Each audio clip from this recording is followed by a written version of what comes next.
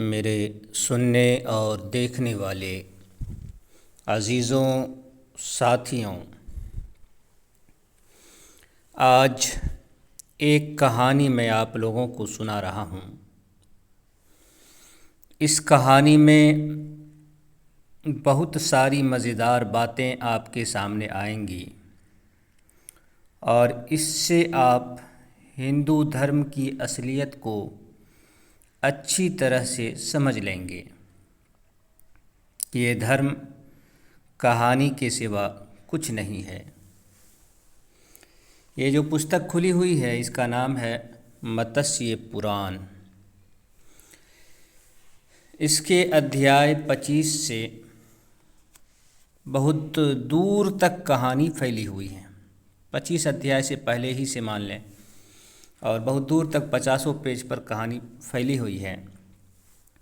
पर मैं मुख्तसर तौर पर आपको कहानी बता रहा हूँ।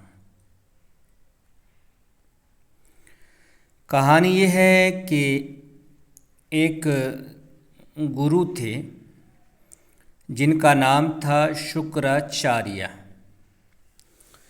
शुक्राचार्य को दैत गुरु कहा जाता है। कारण ये है कि उस ज़माने में देवताओं और असुरों में, दैत्यों में काफ़ी लड़ाइयाँ हुआ करती थीं। दोनों तरफ से लोग मारे जाते थे, पर होता ये था कि हर बार देवताओं को परास्त होना पड़ता था, हारना पड़ता था, क्योंकि शुक्राचार्य जी संजीवनी विधियाँ जानते थे। और इस वजह से इस विद्या को, इस संजीवनी विद्या को जानने की वजह से वो असुरों को ज़िंदा कर देते थे। इस विद्या से मरे हुए को ज़िंदा किया जाता था, इस तालीम से। तो इस वजह से असुरों का कोई नुकसान नहीं होता था। सारे असुर जो मरते थे वो फिर दोबारा ज़िंदा हो जाते थे, लेकिन जो देवता मरते थे तो वो ज़िंदा नहीं हो पाते थे। तो ये बात देवताओं को बहुत खल रही थी, बहुत दुख पहुंचा रही थी। एक बार ऐसा हुआ कि देवता सब आपस में मशवरा करके बृहस्पति के लड़के कच्छ को शुक्राचार्य के पास भेज देते हैं कि वो जाकर के शुक्राचार्य से संजीवनी विद्या हासिल कर ले। घर से दोनों में काफ़ी दुश्मनी होती है और बहुत पहले काफ़ी लड़ाई भी हुई थी चंद्रमा को लेकर के, चंद्रमा और बृहस्पति को लेकर के, कि बृहस्पति की कन्या कहते हैं, बीवी को, पत्नी को लेकर के चंद्रमा भाग जाते हैं तो सारे देवता हो जाते हैं। ख़ास के शिव जी का उसमें अहम रोल होता है। काफ़ी लड़ाइयाँ होती है, बहुत कुछ होता है, लेकिन इधर शुक्राचार्य जी होते हैं तो जिस वजह से कोई देवता कुछ नहीं बिगाड़ पाते हैं। तो लड़ाई बहुत पुरानी थी, लेकिन आते हैं शिष्य बनकर। तो शुक्राचार्य राज़ी हो जाते हैं, अपना शिष्य अपना चेला बना लेते हैं। और फिर कच्छ जो बृहस्पति का लड़का है वो 1000 साल तक शुक्राचार्य की खिदमत करते हैं, सेवा करते हैं इस विद्या को हासिल करने के लिए। होता यूँ है कि देवताओं को पता चल जाता है कि ये आदमी जो आया है, ये लड़का जो आया है, ये संजीवनी विद्या सीखने आया है। अगर ये विद्या सीख लेगा तो फिर हमें हार हो जाएगी। इसलिए वो क्या करते थे, दैत्य लोग, असुर लोग बार बार कच्छ को, ये जाते थे शुक्राचार्य की गाय चराते थे, काम काज घर का करते थे, तो बाहर ही रहना पड़ता था, तो बार बार इसको जान से मार देते थे असुर लोग।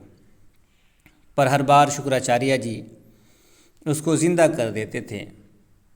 सिर्फ वो कहते थे कि कहाँ हो, आ जाओ, फ़ौरन वो कहीं भी हो, मर करके उसको बूटी बूटी भी करके अलग कर दे, तब भी वो एक जगह हो करके वो उसकी एक आवाज़ पे आ जाते थे। एक बार ऐसा हुआ कि असुर दैत्य लोग कच्छ को मार कर उसको जला देते हैं। जलाने के बाद जो राख होती है उसको शराब में मिला कर के शुक्राचार्य जी को पिला देते हैं।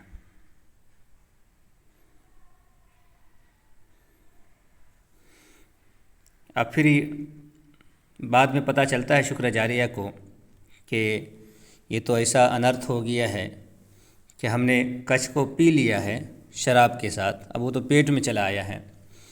तो फिर पेट ही में कच्छ को संजीवनी विधियाँ सिखा देते हैं। कच्छ पेट फाड़ कर निकलता है और फिर शुक्राचार्य को उस विद्या की वजह से ज़िंदा कर देते हैं। तो इस तरह से तालीम मुकम्मल हो जाती है। देखिए यहाँ क्या लिखा है, इसको पहले सुन लें, उसके बाद हम कहानी को आगे ले चलेंगे। कि हिंदू धर्म में जो शराब मना किया गया है वो भी ऊंची जाति के लोगों के लिए वो शुक्राचार्य ही ने मना किया है। सारा कामकाज सारा खेल ब्राह्मण ही का है, तो उसी ने किया। देखो यहाँ क्या लिखा है कि आज से इस जगत का यानी इस दुनिया का जो कोई भी मंदबुद्धि ब्राह्मण अज्ञान से अनजाने में भी मदिरा पान करेगा वो धर्म से भ्रष्ट हो ब्रह्म हत्या के पाप का भागी होगा तथा इहलोक और परलोक दोनों में निंदित होगा।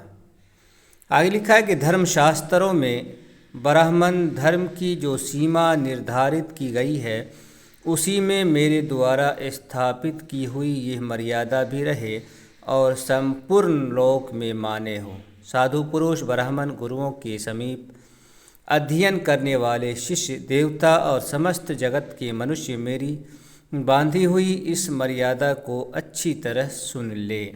तो इससे क्या समझ में आया? आप समझ गए होंगे कि ये सारा खेल, ये सारा धर्म ब्राह्मणों का रचाया हुआ है, क्योंकि जिस चीज़ को चाहा मना कर दिया, जिस चीज़ को चाहा लागू कर दिया। तो ये चीज़ है। तो खैर ये बात आपकी समझ में आ गई। बस कहीं कहीं से हम कुछ कुछ बीच में दिखाते रहेंगे कि सारा खेल ब्राह्मणों का है। तो खैर बात ये हो रही थी कि कच्छ आते हैं संजीवनी विद्या सीखने के लिए और वो विद्या सीख लेते हैं। जब सीख लेते हैं तो फिर तालीम और शिक्षा जो है वो मुकम्मल हो जाता है, पढ़ाई पूरी हो जाती है। तो फिर वो जाने की इजाज़त लेने के लिए गुरु के पास जाते हैं।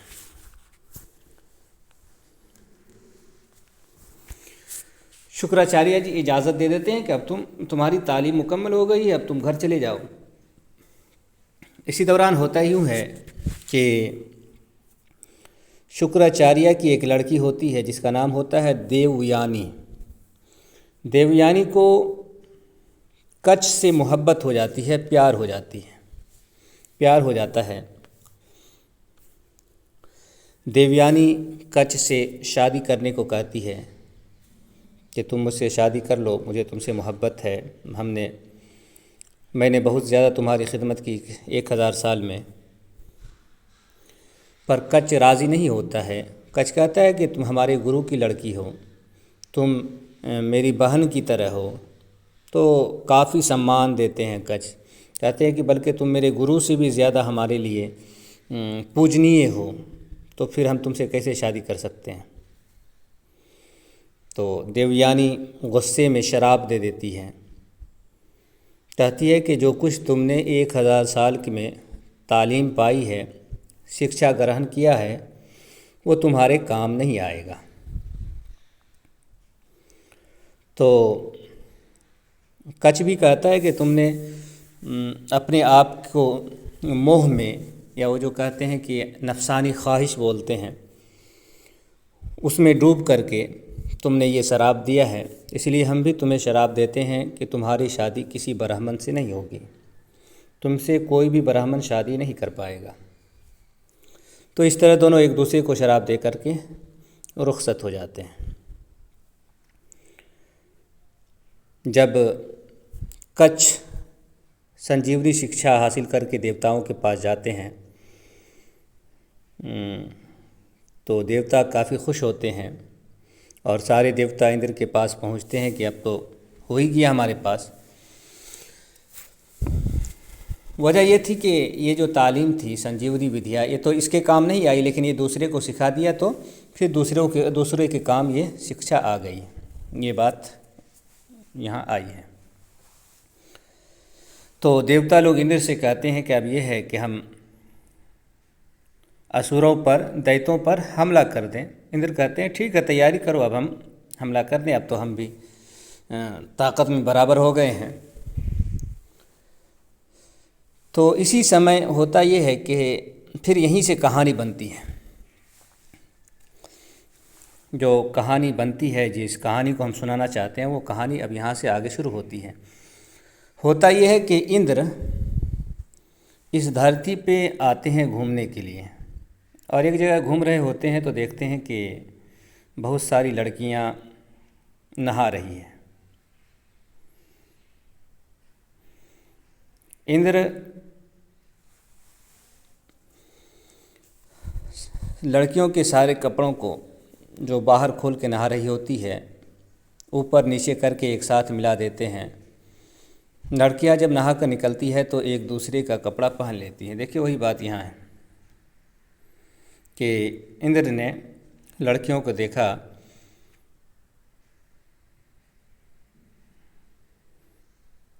इंद्र वायु का रूप धारण करके उनके सारे कपड़े परस्पर मिला दिए। तब वे सभी कन्याएं एक साथ जल से निकलकर अपने अनेक प्रकार के वस्त्र जो निकट ही रखे हुए थे लेने लगी।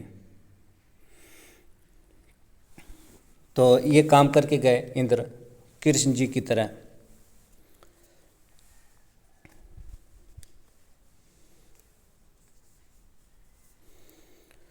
तो यहाँ ये बताया कि लड़कियाँ एक दूसरे का कपड़ा पहन लेती हैं। इसी में ये होता है कि ये नहाने वाली लड़कियों में शुक्राचार्य जी की लड़की भी होती है, और उस वक्त का राजा एक था असुर राजा, उसकी लड़की भी होती है। असुर राजा की लड़की का नाम होता है शर्मिष्ठा। तो ये दोनों का कपड़ा आपस में बदल जाता है। देवयानी का कपड़ा शर्मिष्ठा पहन लेती है और शर्मिष्ठा का कपड़ा देवयानी पहन लेती है। और इसी काम के लिए वो इंद्र आए भी थे कि किसी तरह से हम, इंद्र को फिर भी डर था कि फिर भी हमको मतलब जीत पाएंगे कि ना जीत पाएंगे, क्योंकि शुक्राचार्य उसी के साथ है। तो वो एक चाल चले थे कि किसी तरह से हम दोनों में आपस में लड़ाई करवा करके दोनों को अलग करवा दें, ताकि शुक्राचार्य वहाँ से चले जाए तो फिर आराम से हम असुरों को मार के ख़त्म कर सकते हैं। तो ये थी। तो यहाँ वही चीज़ बन जाती है कि देवयानी का कपड़ा वो पहन लेती है और उसका कपड़ा ये पहन लेती है। तो फिर दोनों में काफ़ी लड़ाई होती है दोनों लड़की के अंदर, और देवयानी थोड़ी कमज़ोर होती है तो इसको जो है उठा के कुआं में फेंक देती है। कुआं में फेंकने के बाद ये होता है कि एक राजा होता है ययाति नाम का, वो जंगल में शिकार करने आता है। तो शिकार करते करते बहुत दूर निकल जाता है जंगल में, तो थक हार के एक जगह बैठता है तो वहाँ एक कुआं नज़र आता है। प्यास लगी होती है तो कुआं के पास जाता है पानी पीने के लिए, तो देखता है कि उसमें एक लड़की गिरी पड़ी है। निकालने से पहले ही ययाति उसका सारा नाम पता पूछते हैं। तो ययाति को पता चलता है कि ये बरहमनी लड़की है। तो बेचारा जो है ययाति कुछ किए बगैर लड़की को आराम से निकाल करके छोड़ देते हैं और राजा अपने राज में चले जाते हैं। वहीं से जो है फिर देवयानी को राजा ययाति से प्यार हो जाता है, मोहब्बत हो जाती है।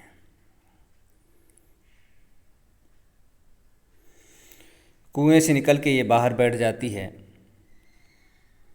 और कुछ लड़कियां होती है उसको भेज करके अपने वालिद, अपने पिता को बुलवाती हैं और सारी घटना बता देती है। तो पिताजी दौड़ते हुए आते हैं तो फिर से ये शुक्राचार्य जी को अपने पिता को सारी बात बताती है कि हमारे साथ ऐसा ऐसा हुआ, काफ़ी बदतमीज़ी भी की गई थी। शर्मिष्ठा ने काफ़ी बदतमीज़ी की थी कि तुम्हारे बाप भिखमंगे हैं, वो हमारे यहाँ आकर के मांगते हैं, ये करते हैं वो करते हैं, तो मारा भी और काफ़ी कुछ उल्टा सीधा भी वो कही थी।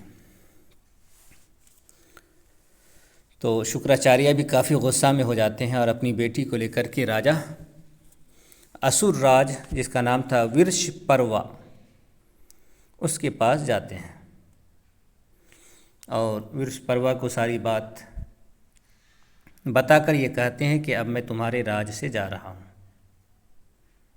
अब मैं तुम्हारे राज्य में नहीं ठहरूंगा। और इंद्र को भी यही चाहिए था। इधर राजा को भी डर लगा हुआ था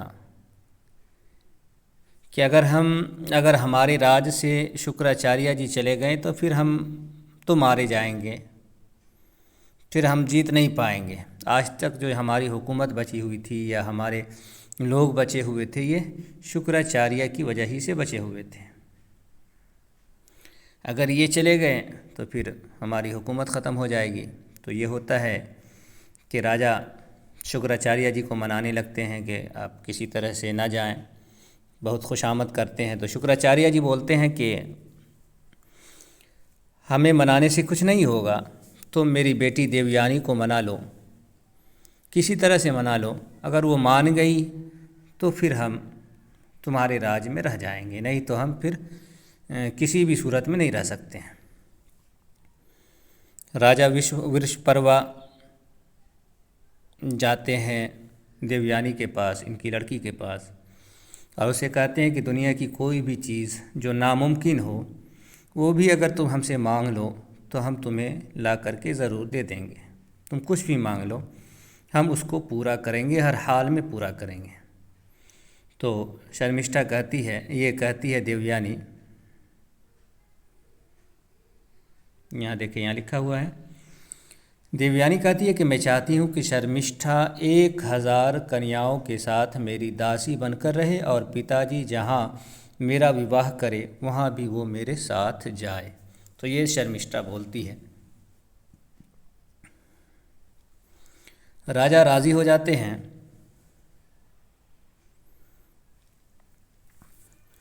और फिर जो है उसको क्या बोलते हैं कि अपनी लड़की को, यहाँ देखें, 1000 दूसरी लड़कियों के साथ देवयानी का दासी बना देते हैं। यहाँ देखें, शर्मिष्ठा बोली, देवयानी मैं 1 सहस्त्र दासियों के साथ तुम्हारी दासी बनकर सेवा करूँगी और तुम्हारे पिता जहाँ भी तुम्हारा ब्याह करेंगे निश्चय ही वहाँ तुम्हारे साथ चलूँगी। तो इस तरह से ये दासी बन जाती हैं। अब यहाँ ये भी देखना है, ये लोग बहुत ज़्यादा आवाज़ उठाते हैं, लेकिन अब यहाँ आपको ये देखना है कि ये जो लड़कियाँ थी, चलो वो लड़की राज़ी हो गई और राजा था, अपनी बेटी को मना लिया किसी कारण, लेकिन ये जो 1000 लड़कियाँ थीं, ये किन किन लोगों की लड़कियाँ थीं और इनका क्या जुर्म था जो इसको दासी बना दिया गया। मतलब ये है कि किसी को राजा को ये हक़ था, ये ताकत थी कि किसी की भी लड़की को ज़बरदस्ती दासी बना करके किसी को सौंप दे। इससे ये बात पता चलती है। तो ये बात भी ख्याल में रखने की थी। खैर, अब आगे चलते हैं कहानी को लेकर के। फिर दोबारा ऐसा होता है कि राजा ययाति शिकार करने जंगल में निकलते हैं और शिकार में खेलते खेलते वो ये देवयानी के पास पहुंच जाते हैं।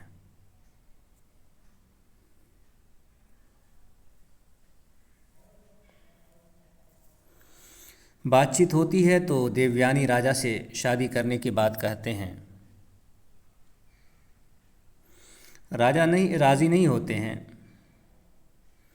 राजा कहते हैं कि हम क्षत्रिय हैं और तुम ब्राह्मण जाति की हो, तुम बहुत ऊंची जाति के हो, हम तुमसे नीच जाति के हैं और इस तरह से शादी नहीं हो पाती है। यहाँ देखिए वही बात आई है। देवयानी ने कहा कि नहुष कुमार, नारी के लिए पानी ग्रहण एक धर्म है। पहले किसी भी पुरुष ने मेरा हाथ नहीं पकड़ा था, सबसे पहले आपने ही मेरा हाथ पकड़ा था, या कुआं से निकाला था हाथ पकड़ करके।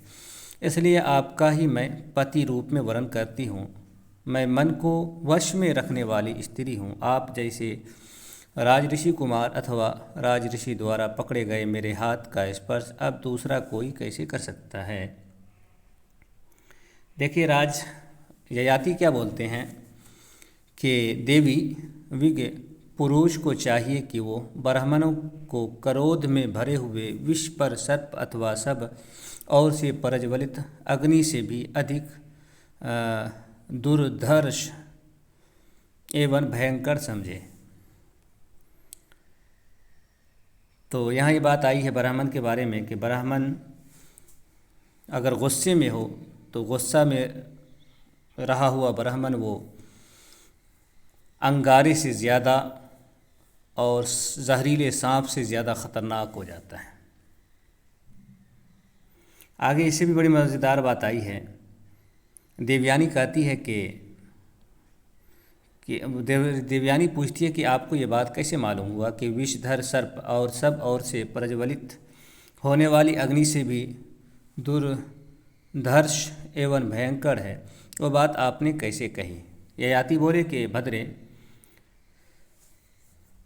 सर्प यानी सांप एक को ही डसता है, शस्त्र से भी एक ही व्यक्ति का वध होता है। शस्त्र कहते हैं हथियार को, तलवार वगैरह जो होता था उस वक्त। परंतु क्रोध में भरा हुआ ब्राह्मण समस्त राष्ट्र और नगर का भी नाश कर सकता है। इसलिए मैं ब्राह्मण को अधिक दुर्धर्ष मानता हूँ। अतः जब तक आपके पिता आपको मेरे हवाले न कर दे तब तक मैं आपसे विवाह नहीं करूँगा। तो ये बात हुई। तो हुआ यूँ कि शुक्राचार्य जी आते हैं, बात होती है, क्योंकि इसको श्राप लगा हुआ था कि ब्राह्मण से शादी इसकी नहीं हो सकती है, तो आखिर शादी भी होनी है। तो शुक्राचार्य जी राज़ी हो जाते हैं और अपनी लड़की की शादी शर्त लगा करके कि हमारी जो पत्नी है इसको, हमारी जो ये बेटी है इसको पटरानी बनाना और इसकी बात मान के रहना, ये सब शर्त लगाते हैं। और फिर राजा ययाति कुछ सवाल करते हैं कि ये बड़ा पाप लगेगा हमको, इस तरह के काम करेंगे ये अधर्म है। तो ये अधर्म करेंगे क्योंकि क्षत्रिय का ब्राह्मण से शादी करना ये अधर्म माना गया। हम दिखाएंगे आपको, बल्कि कहें तो हम आपको दिखा भी देते हैं, फिर आगे हम कहानी सुनाएंगे। और भी बहुत सी जगहों पे बात लिखी हुई है, लेकिन यहाँ आप देख लें। ये है व्यास स्मृति का अध्याय 1 और मंत्र है 8 है। इसमें क्या लिखा है देखिए, लाल निशान में क्या है कि नीच वर्ण के पुरुष से उत्तम वर्ण की स्त्री में उत्पन्न पुत्र नीच शूद्र माना जाता है। यानी अगर निचली जाति का कोई आदमी ऊंची जाति की लड़की से शादी कर ले तो जो बच्चा होगा वो बहुत ही नीच माना जाएगा। तो खैर ये सारे पाप से जो है उसको मुक्त कर देते हैं और शादी हो जाती है। शादी के बाद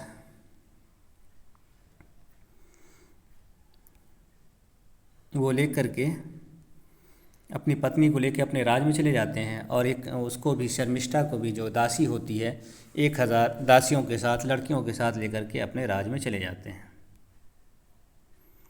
अब अगर ये कहानी को हम आपके सामने यहाँ से सुना दें तो मज़ा आवेगा।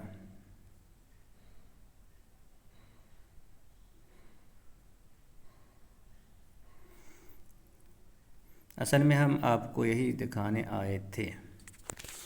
ये देखें 31वां अध्याय है। यहाँ लिखा है कि शतानिक ये है कि ययाति की राजधानी महेंद्रपुरी के समान थी। उन्होंने वहां आकर देवयानी को अंतःपुर में स्थान दिया तथा उसी की अनुमति से अशोक वाटिका के समीप एक महल बनवा कर उसमें वृषपर्वा की पुत्री शर्मिष्ठा को उसकी 1000 दासियों के साथ ठहराया और उन सब के लिए अन्न, वस्त्र तथा पेय आदि की अलग अलग व्यवस्था कर दी। देवयानी ययाति के साथ परम रमणीय एवं मनोरम अशोक वाटिका में आती और शर्मिष्ठा के साथ वन विहार करके उसे वहीं छोड़कर स्वयं राजा के साथ महल में चली जाती थी। इस तरह वो बहुत समय तक प्रसन्नतापूर्वक आनंद भोगती रही। नहुष कुमार राजा ययाति ने देवयानी के साथ बहुत वर्षों तक देवताओं की भांति विहार किया। वे उसके साथ बहुत प्रसन्न और सुखी थे। ऋतुकाल आने पर सुंदरी देवयानी ने गर्भ धारण किया और समय अनुसार प्रथम पुत्र को जन्म दिया। इधर 1000 वर्ष व्यतीत हो जाने पर युवावस्था को प्राप्त हुई वृषपर्वा की पुत्री कमल नयनी शर्मिष्ठा ने अपने को रजस्वलावस्था में देखा और चिंता मग्न होकर मन ही मन कहने लगी, मुझे ऋतुकाल प्राप्त हो गया किंतु अभी तक मैंने पति का वरण नहीं किया। अब यहाँ पर रुक कर के हम एक बात समझा करके फिर आगे चलेंगे। 1000 वर्ष गुजरने पर वो लड़की जो है युवावस्था यानी जवान होती है। इस पर हम कुछ नहीं बोलेंगे कि उस ज़माने के अंदर 1000 साल में क्या कहते हैं कि लड़कियां जो है जवान होती थी और पहली मर्तबा उसको माहवारी आता था। आगे क्या लिखा है कि माहवारी जब पहली मर्तबा वो देखती है तो उसको ये खौफ होता है कि इसके बाद ऋतुकाल आएगा। ऋतुकाल कहते हैं कि माहवारी ख़त्म होने के बाद 16 दिन, उस 16 दिन के अंदर पति के साथ संभोग करना ज़रूरी है, नहीं तो फिर पाप लगता है। वो पाप बाप को भी लगता है, माँ को भी लगता है, चचा को भी लगता है। और यहाँ तक लिखा है व्यास स्मृति के अंदर कि वो आदमी पतित हो जाता है। अगर किसी घर के अंदर लड़की की शादी ना हुई हो और वो रजस्वला हो जाए तो वो घर के जो बाप हैं वो पतित हो जाते हैं, यानी धर्म से निकल जाते हैं। इस हिसाब से हम देखें, इस पे हम हो सकता है 1-2 दिन में वीडियो दिखाएंगे आपको कि और बताएंगे कि आज के दौर के अंदर कोई भी हिंदू वो हिंदू नहीं है, वो हिंदू धर्म से निकल चुका है, पतित हो चुका है, तो बहुत बड़ा पाप लगता है। तो इसके बाद देखें कितनी कहानी आती है। वो कहती है कि रजस्वला मैं हो गई हूँ, अब इसके बाद जो है ऋतुकाल आएगा जिसमें सेक्स करना, संभोग करना ज़रूरी है। वो कहती है कि पति वरण नहीं किया, अभी मेरी शादी नहीं है, ये कैसी परिस्थिति आ गई है, अब क्या करना चाहिए अथवा क्या करने से सुख होगा। देवयानी तो पुत्रवती हो गई किंतु मुझे जो युवावस्था प्राप्त हुई है यानी मैं जवान हुई हो वो व्यर्थ जा रही है, यानी मेरी जवानी बेकार जा रही है। जिस प्रकार उसने पति का वरण किया है उसी तरह मैं भी उन्हीं महाराज का क्यों ना पति के रूप में वरण कर लूँ। मेरे याचना करने पर राजा मुझे पुत्र रूप फल दे सकते हैं, यानी मैं राजा से कहूँगा कि मेरे साथ संभोग कीजिए तो राजा राज़ी हो जाएंगे। इस बात का मुझे पूरा विश्वास है, परंतु क्या वे धर्मात्मा नरेश इस समय मुझे एकांत में दर्शन देंगे। आगे है कि ये कही रही थी कि उधर से राजा ययाति पहुँच जाते हैं। राजा ययाति से बात होती है कि आप, वो कहती है कि मेरे साथ ऐसा कीजिए। राजा ययाति राज़ी नहीं होते हैं, लेकिन किसी तरह से उसको समझाया जाता है। देखिए यहाँ क्या है, आपको प्रसन्न करके ये प्रार्थना करती हूँ कि मुझे ऋतुदान दीजिए, मतलब मेरे साथ संभोग कीजिए। यहाँ देखें आप, आपको प्रसन्न करके ये प्रार्थना करती हूँ कि मुझे ऋतुदान दीजिए, मेरे ऋतुकाल को सफल बनाइए, यानी मेरे साथ संभोग कीजिए।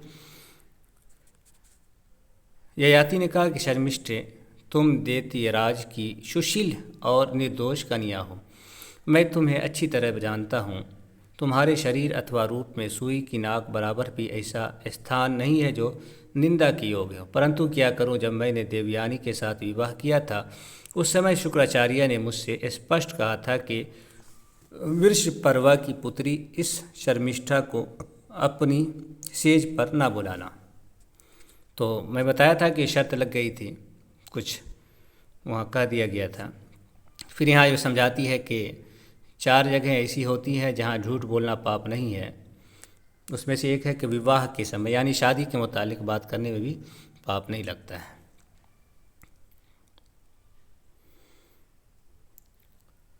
तो वो समझाते हैं तो ये कहती है कि ययाति बोले, देवी सब प्राणियों के लिए राजा ही परमान है। यदि वो झूठ बोलने लगे तो उसका नाश हो जाता है। अतः अर्थ संकट में पड़ने पर भी मैं गलत काम नहीं कर सकता। देखिए शर्मिष्ठा क्या कहे हैं, ये अब आपको देखना है। ये क्या धर्म बता रही है। कहती है कि राजन, अपना पति और सखी का पति दोनों बराबर माने गए हैं। यानी हिंदू धर्म के अंदर एक लड़की अपने पति से भी संभोग करवा सकती है और अपने सखी, अपनी दोस्त की, जो उसकी दोस्तिनी हो, उसके पति से भी संभोग करवा सकती है। ये बात है। अपना पति और सखी का पति दोनों बराबर माने गए हैं, मतलब शास्त्रों में दोनों को बराबर माना गया है। मेरी सखी ने आपको अपना पति बनाया है, अतः मैंने भी बना लिया। तो ये बात आ गई। फिर राजा जो है राज़ी हो जाते हैं और इसके साथ संभोग कर लेते हैं।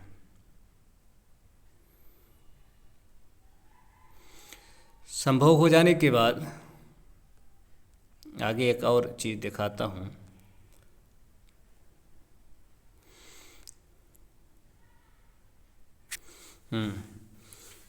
देखें, दोनों से अब राजा का ताल्लुक़ जुड़ जाता है। राजा इसके पास भी जाते हैं और जो पत्नी है देवयानी उसके पास भी जाते हैं।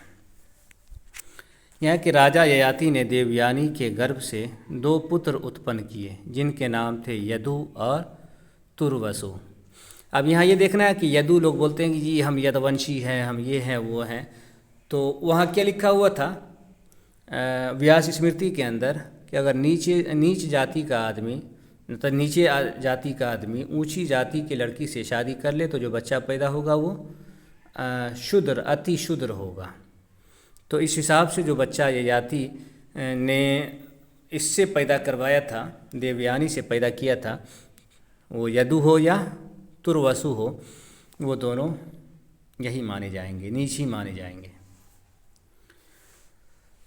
और क्या हुए, दोनों दूसरे इंद्र और विष्णु की भांति प्रतीत होते थे। उन्हीं राज ऋषि वृषपर्वा की पुत्री शर्मिष्ठा ने 3 पुत्रों को जन्म दिया जिनके नाम थे दुर्हयु, अनु और पुरु। ये जो पुरु जो लास्ट का नाम है, यही बाद में ययाति के बाद राज संभालता। होता ये है, कहानी थोड़ी सी और आगे हम आपको बता देते हैं कि फिर होता है यह कि ययाति, इसको देवयानी को पता चल जाता है कि मेरे शौहर राजा ययाति का ताल्लुक़ मेरी दासी से भी है और उससे भी 3 बच्चे ये जो है निकाल चुके हैं। तो इसको काफ़ी जो है तकलीफ़ होती है और ये गुस्से में अपने बाप के यहाँ चली जाती हैं। यहाँ से सुन ले, ये क्या है, ये जाकर के अपने पिता के पास जाके क्या कहती है, पिताजी, भाग जाती है, चली जाती है। पिताजी, अधर्म ने धर्म को जीत लिया, नीच की उन्नति हुई और ऊंच की अवनति। अब यहाँ पर उन लोगों को भी समझना चाहिए कि एक क्षत्रिय है और एक ब्राह्मण है। ब्राह्मण क्या कर रही है, नीच कर रहे हैं क्षत्रिय को। देख रहे हैं, हम आपको निशान लगा के दिखा देते हैं। देखें, यहाँ कहते क्या है कि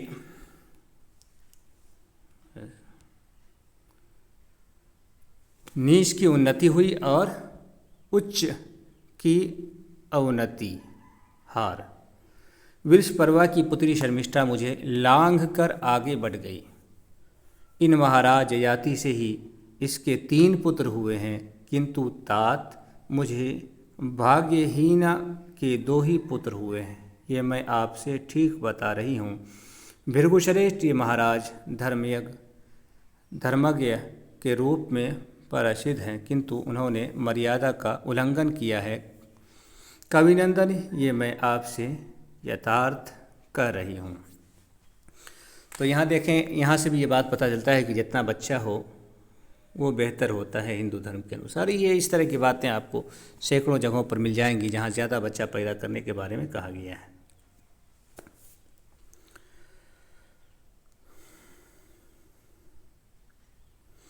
फिर ऐसा होता है कि शुक्राचार्य जी शराब दे देते हैं या राजा ययाति को कि तुम अब जो है फौरन बूढ़ा हो जाओ। राजा ययाति फौरन बूढ़ा हो जाते हैं। फिर बेचारे माफ़ी उफ़ी मांगते हैं तो ये कहते हैं कि तुम्हारे जो 5 लड़के हैं उनमें से अगर कोई तुमको अपनी जवानी दे दे तो फिर तुम जवान हो जाओगे, लेकिन तुम्हारा लड़का बूढ़ा हो जाएगा। तो उसी का जो 5वां लड़का पुरु था, जो दासी से जन्मा था,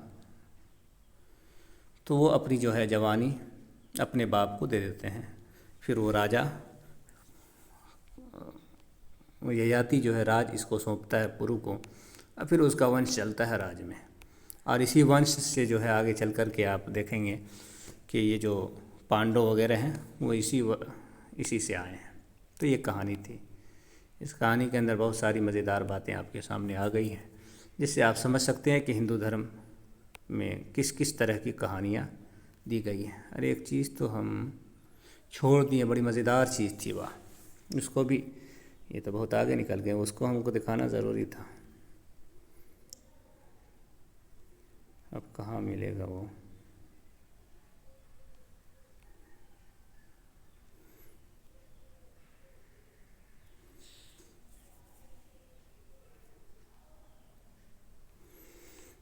यहाँ से हो सकता है वो चीज़ होगी।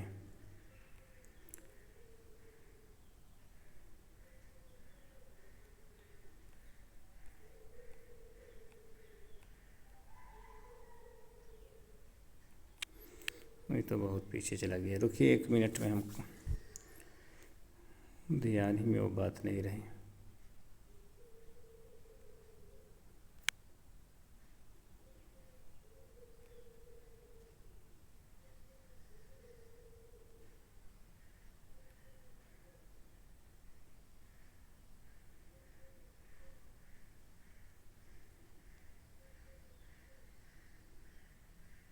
ये देखिए यहाँ क्या लिखा है, राजन मुझे अधर्म से बचाइए और धर्म का पालन कराइए।